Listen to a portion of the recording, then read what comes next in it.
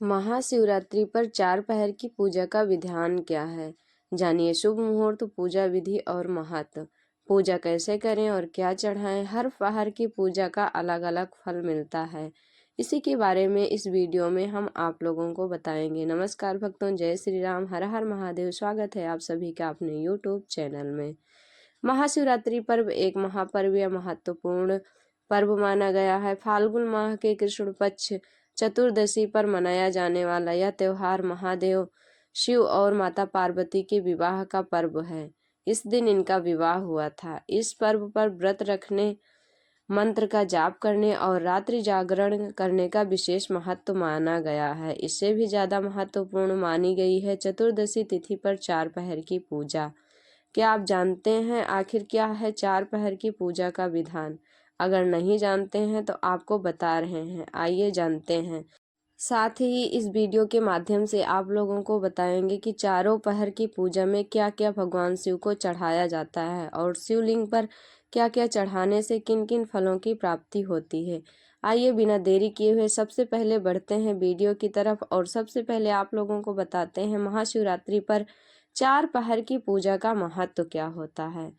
महाशिवरात्रि का हर क्षण शिव कृपा से भरा होता है। वैसे तो ज्यादातर लोग प्रातः काल ही पूजा करते हैं, लेकिन महाशिवरात्रि के इस पर्व पर रात्रि की पूजा सबसे अधिक फलदायी मानी गई है। इनमें भी चार पहर की पूजा को ज्यादा अहमियत दी गई है। ये पूजा शाम से शुरू होती है और ब्रह्म मुहूर्त तक की जाती है। इस पूजा में पूरी रात का पूजा का विधान है। मान्यता है कि चार पहर की पूजा से धर्म, अर्थ, काम और मोक्ष सब प्राप्त हो जाते हैं। तो आइए आप लोगों को जानकारी देते हैं चार पहर की पूजा के बारे में। महाशिवरात्रि का पर्व तो सभी लोग जानते हैं कि महाशिवरात्रि के पर्व के दिन कुछ लोग व्रत रखते हैं और कुछ लोग ऐसे ही पूजा करते हैं भगवान भोलेनाथ को प्रसन्न करने के लिए। तो उन्हीं सब बारे में आप लोगों को जानकारी देंगे। तो बिना देरी किए हुए वीडियो को शुरू करते हैं।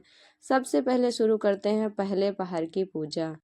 पहले पहर की पूजा आमतौर पर संध्या काल में होती है। इसका समय प्रदोष काल में शाम 6 बजे से लेकर 9 बजे के बीच रहता है। इसी बीच में इस पूजा को करना चाहिए। इस पूजा में शिव जी को दूध अर्पित किया जाता है। दूध भगवान भोलेनाथ को बहुत ही प्रिय है, तो सबसे पहली पूजा में भगवान भोलेनाथ को दूध अर्पित किया जाता है। फिर उसके बाद जल की धारा से उनका अभिषेक किया जाता है। ध्यान रखें कि दूध अर्पित करने के बाद उनके ऊपर जल का भी स्नान कराना चाहिए। सिर्फ दूध चढ़ाकर ऐसे ही नहीं छोड़ देना चाहिए। दूध अर्पित करने के बाद उनके ऊपर जल का भी अभिषेक किया जाता है। इस पहर की पूजा में शिव मंत्र का जाप कर सकते हैं या फिर चाहें तो शिव स्तुति कर सकते हैं। इस प्रकार से यह पूजा संपन्न होती है। अब बढ़ते हैं दूसरे पहर की पूजा की ओर। दूसरे पहर की पूजा रात में लगभग 9 बजे से 12 बजे के बीच में की जाती है। इस पूजा में शिव जी को दही अर्पित किया जाता है। दही अर्पित करने के साथ ही जल धारा से उनका अभिषेक किया जाता है। दही अर्पित करके ऐसे ही नहीं छोड़ देना है, उसके बाद में जल धारा से भी उनका अभिषेक कर देना है। दूसरे पहर की इस पूजा में शिव मंत्र का जाप करना चाहिए। इस पहर की पूजा से व्यक्ति को धन और समृद्धि मिलती है। तो इस प्रकार से दूसरे पहर की पूजा की जाती है। आइए बढ़ते हैं तीसरे पहर की पूजा की ओर।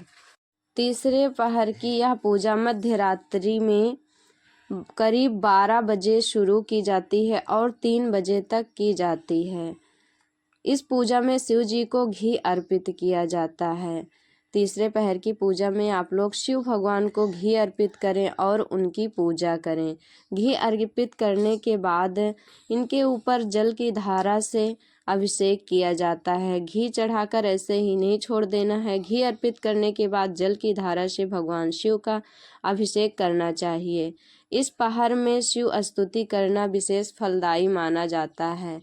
उसके बाद अब आइए बढ़ते हैं चौथे पहर की पूजा की ओर। चौथे पहर की यह पूजा ब्रह्म मुहूर्त में सुबह करीब 3 बजे से सुबह 6 बजे के बीच की जाती है। इस पूजा में भगवान भोलेनाथ को शहद अर्पित किया जाता है। चौथे पहर की पूजा में भोलेनाथ को शहद अर्पित कर सकते हैं। शहद अर्पित करना विशेष फलदायी माना जाता है। इसके बाद जल की धारा से शिव जी का अभिषेक किया जाता है। इस पहाड़ में शिव मंत्र का जाप और स्तुति दोनों ही फलदायी माना जाता है। इस पूजा से व्यक्ति के सभी पाप नष्ट हो जाते हैं और वह मोक्ष की प्राप्ति का अधिकारी हो जाता है। भक्तों, ये थी 4 पहर की पूजा के बारे में जानकारी। इस वीडियो में हमने आप लोगों को भगवान शिव के 4 पूजा के पहर की जानकारी दी है। आप लोगों को यह वीडियो कैसी लगी कमेंट करके ज़रूर बताना और कमेंट में हर हर महादेव, जय माता पार्वती अवश्य ही लिखना। वीडियो अच्छी लगी हो तो लाइक कर देना और चैनल पर नए हो तो सब्सक्राइब कर लेना। चलिए अब चलते हैं। भगवान भोलेनाथ माता पार्वती की कृपा सभी भक्तों पर बनी रहे, इसी मनोकामना के साथ ये वीडियो यहीं तक। मिलेंगे अगली वीडियो में फिर किसी नई जानकारी के साथ।